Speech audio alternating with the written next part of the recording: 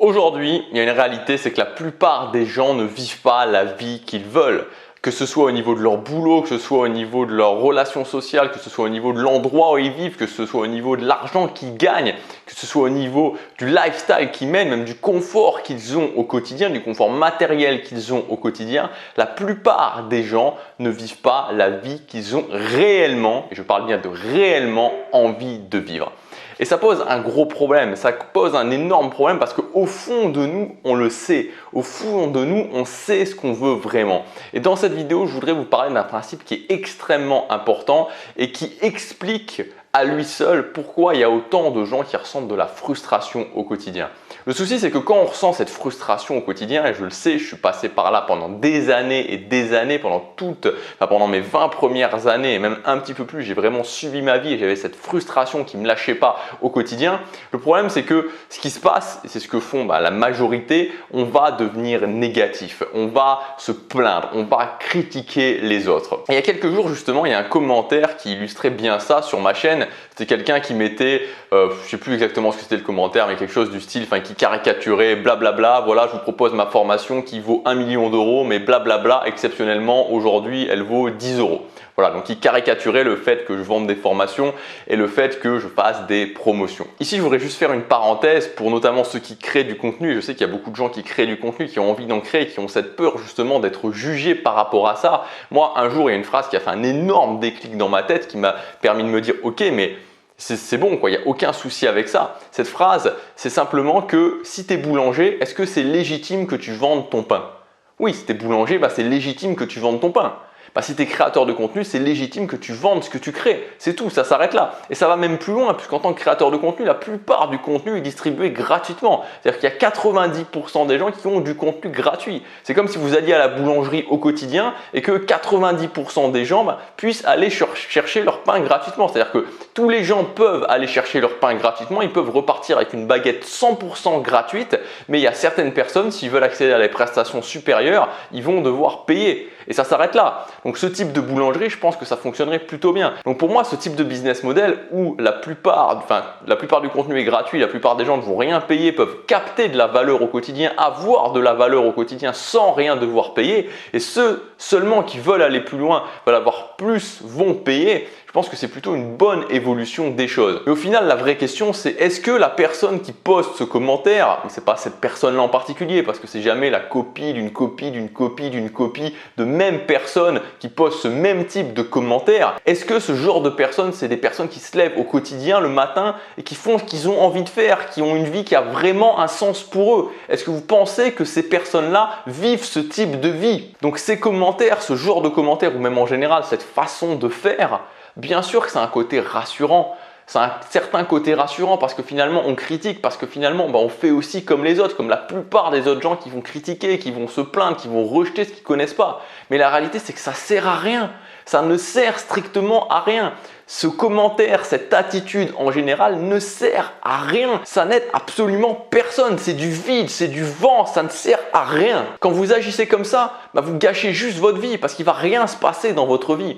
Et le concept justement dont je voulais vous parler, pour moi le concept le plus important, là où je voulais vraiment amener cette vidéo aujourd'hui, c'est le concept du décalage. Le décalage, c'est quoi? C'est justement, comme son nom l'indique, le décalage qu'il va y avoir entre la vie qu'on vit actuellement et la vie qu'on voudrait réellement vivre. Et je ne parle pas de votre façade où vous dites en public par exemple, ou une sorte de masque social qu'on peut tous avoir, de dire ah bah oui mais je suis plutôt content, oui finalement l'un dans l'autre, c'est pas trop mal. C'est pas ça. Moi je vous parle de ce que vous avez au fond de vous, de ce qu'il y a vraiment dans votre cœur, ce qu'il y a vraiment dans vos tripes. Et ça on ne peut pas se mentir. On peut dire à tout le monde que finalement notre vie elle n'est pas plus mal, qu'on pèse le pour et le contre, que c'est assez sympa. Mais on sait au fond de nous que ce n'est pas le cas. On sait au fond de nous qu'on vise plus grand. On sait qu'on a un potentiel et que ce potentiel il n'est pas exploité. Et donc ce décalage entre ce que je vis maintenant et ce que je voudrais réellement vivre, ce que je ferais réellement si je prenais les actions nécessaires, si je me donnais la possibilité de rêver plus grand, c'est ce décalage qui crée la frustration. Quand je vis une vie qui est complètement en décalage avec ce que je voudrais vraiment vivre, ça crée une frustration au quotidien.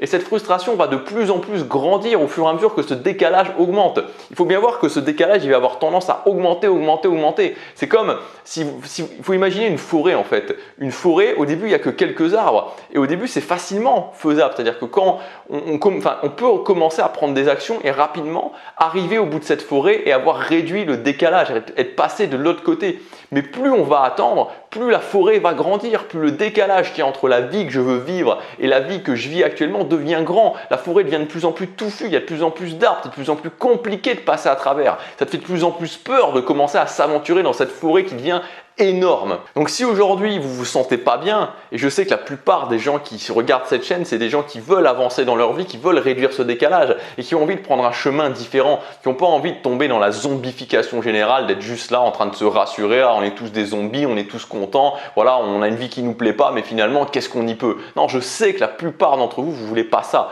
vous voulez prendre action, vous voulez avancer, vous voulez réduire ce décalage. Donc ce que je veux vous dire, c'est que on a tous un décalage. Ce décalage, il est là, il va avoir tendance à s'agrandir, donc il ne faut même pas se reposer sur ses lauriers parce que quand vous ne prenez pas action, le décalage va se réagrandir même si à un moment donné vous avez réussi. Donc on a tous une forêt à traverser. On a tous une forêt à traverser. On a tous un décalage et on a tous cette forêt qui peut faire peur à traverser. La solution, elle n'est pas dans le fait de critiquer les autres, elle n'est pas dans le fait de montrer du doigt ceux qui prennent action et ceux qui traversent cette forêt en disant que pour eux c'est facile, qu'ils ont des avantages ou ce genre de choses. La solution est dans le fait de prendre action, de se dire ok, maintenant je m'y mets, maintenant je vais réduire ce décalage. Je ne veux plus m'autoriser à avoir cette frustration, je ne veux plus m'autoriser au quotidien à ne pas vivre la vie que je veux. Et la réponse, elle est dans l'action, la réponse, elle est dans l'action quotidienne. On a tous cette forêt à franchir. On est tous responsables, chacun individuellement, de franchir notre propre forêt, de réduire ce décalage. On est tous responsables. On a tous cette capacité. On a tous cette capacité à réduire ce décalage. Et on a tous aussi une responsabilité de le faire pour inspirer un maximum de gens. Parce que la réponse à la frustration, elle est là. La réponse à la frustration, c'est simplement à la frustration, à la négativité, au fait de se plaindre, c'est de prendre action, de voir qu'on est responsable, de voir qu'on a les capacités, de réduire ce décalage, de montrer aux autres que c'est possible. À partir du moment où on vit la vie qu'on veut, qu'on a réduit ça, on n'a plus envie de critiquer les autres. On n'a plus envie d'être négatif, on n'a plus envie de balancer des commentaires comme ça. On a juste envie de continuer et d'avancer et de continuer sur cette voie parce que notre vie elle a un sens pour nous maintenant. Voilà pour cette vidéo, voilà pour ce message. Donc ne tombez pas dans ce piège, même s'il y a plein de gens autour de vous qui sont là, qui critiquent les autres, ne tombez jamais dans ce piège. Concentrez-vous sur vous. Rappelez-vous que les gens qui critiquent, les gens qui sont négatifs, c'est certainement pas des gens qui sont au cœur de la forêt en train d'essayer de la parcourir pour réduire le décalage. C'est des gens qui ont capitulé. Vous ne voulez pas ça. Vous voulez justement y arriver. Vous voulez réduire ce décalage, vous voulez parcourir votre forêt et vivre une vie qui a un sens. Alors passez à l'action, chaque jour compte.